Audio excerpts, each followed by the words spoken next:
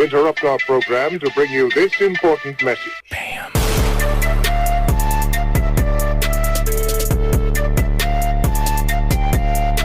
The fourth episode of the Quantum Leap Revival series is upon us. This one's called A Decent Proposal.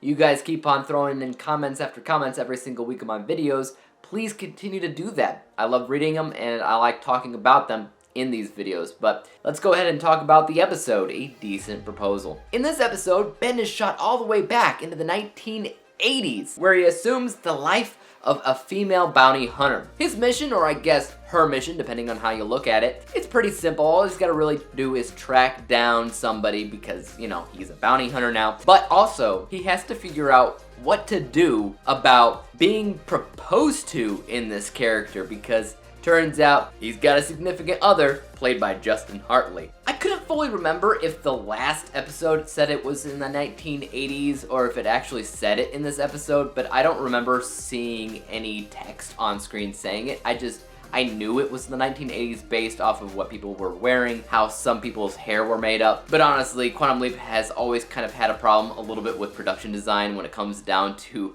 making the actual time frame believable. For instance, Justin Hartley, love you man, love you, but it just seems like you just came off set of This Is Us with your cool do and your 5 o'clock shadow or whatever it is that it wasn't 80s, it was 2020s, I'm just saying. But what they were wearing wasn't too bad. Now this was an episode that wasn't as balanced as the first 3 episodes were in terms of splitting things down the line narratively between Ben's story, the scientist story, and sometimes with what's going on with Janice.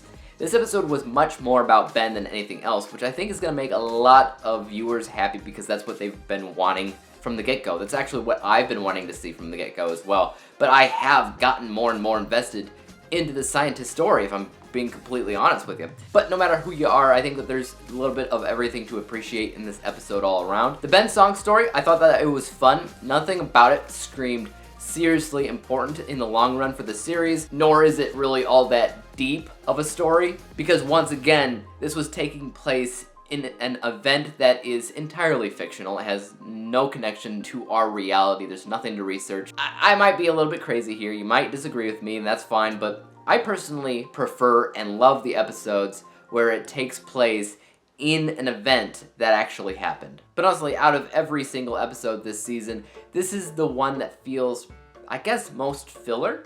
I don't want to say that because I did enjoy the episode, but it doesn't do much in terms of expanding that arc that they've already started with. It does do some things, don't get me wrong, because there was stuff in this that I loved, but the stuff going on with the scientist story, I really appreciated because they figured out what Janice is trying to do. Well, not fully, but once again, another piece to the puzzle. Ian discovered, while they are trying to use Ziggy to figure out how the butterfly effect is going to affect Ben in the past, that Janice, on her connection to Ziggy, she's trying to use Ziggy to figure out what they are doing, the scientists are doing, in the present, and what they will do in the future. This is another hint that Ziggy and the time travel in general does not just go into the past. It goes into the future. There's no other way to explain it.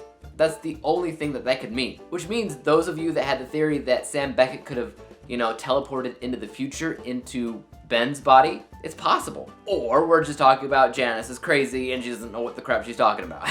Also, we learned a little bit more about Magic's backstory. Now, a lot of you already knew this. Based off of all the comments that have just flooded into some of my other videos about his character, you already knew this. And because of that, I already knew it. I already knew this conversation was going to happen, so I feel a little bit spoiled in that aspect.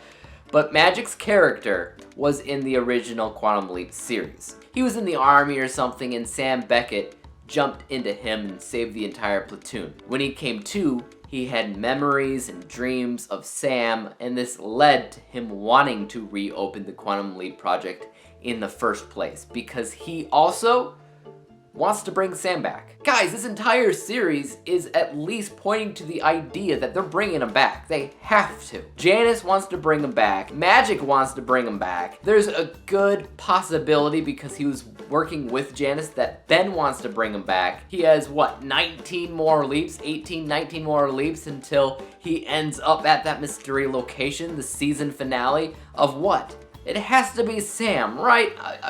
Am I just losing my mind here in hopes and dreams and I don't know. It just seems like that's what it's pointing to. I don't know if that's true or not. And I also don't have any more personal theories in terms of what they're gonna do next. You guys, however, had mentioned in the original show that Sam Beckett did in fact leap outside his own time stream. And I had to look this up myself, and yes, this is true, he did. But it was a little bit different. Like, there was rules in place. He jumped into his great-grandfather in the Civil War in like the 1800s. The way the original show explained it was that this was possible because it was in his own lineage. And obviously we all come from our ancestors, right? If you're grasping at straws, a piece of him, in a Far Cry way, was in his great-grandfather as well. So I could see that kind of slipping through the stream and getting into his great-grandfather just for a special episode type of thing. But I do believe that this revival series is a little bit different. I don't think that that's what's going on here because obviously when he jumped out of his time stream, he didn't jump into an ancestor. He just jumped into some random person. Another one of you guys had another theory about this. Maybe it isn't his time stream that he's jumping into.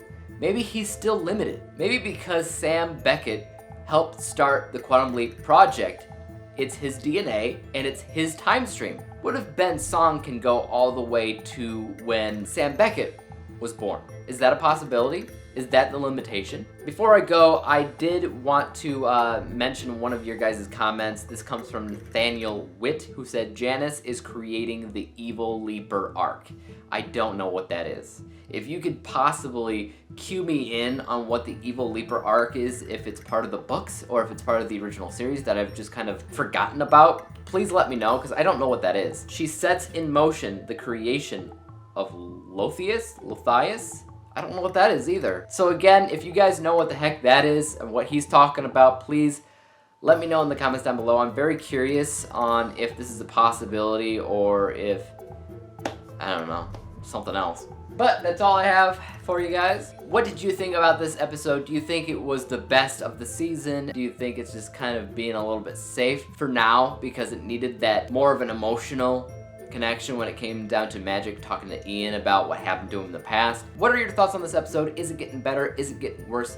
I always want to know. Let me know. And as always, leave your theories in the comments down below. I might talk about it next time. And until next time, hit the like, hit the subscribe button, and hit the bell to be notified when I come out with my next review of Quantum Leap. And until then, peace out.